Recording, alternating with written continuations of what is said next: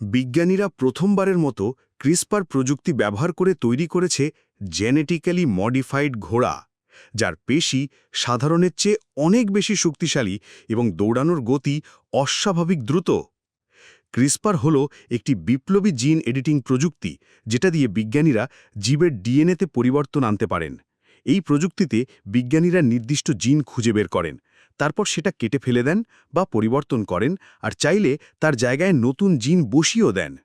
যদিও এটি বিজ্ঞানের বিরাট সাফল্য, তবে নৈতিক প্রশ্ন ও খেলাধুলোর নিয়মের কারণে এগুলোকে প্রতিযোগিতায় নামানো যাচ্ছে না। বিশেষজ্ঞরা বলছেন, ভবিষ্যতে এই প্রযুক্তি কেবল খেলায় নয়, কৃষি ও পশুপালনেও বিপ্লব আনতে পারে। তবে মূল প্রশ্ন হলো, এই প্রযুক্তি কত দূর যেতে পারে? আজ ঘোড়া, কাল হয়তো অন্য প্রাণী, এমনকি মানুষের ক্ষেত্রেও এর ব্যবহার হতে পারে। প্রকৃতির সাথে এতটা হস্তক্ষেপ কি ঠিক?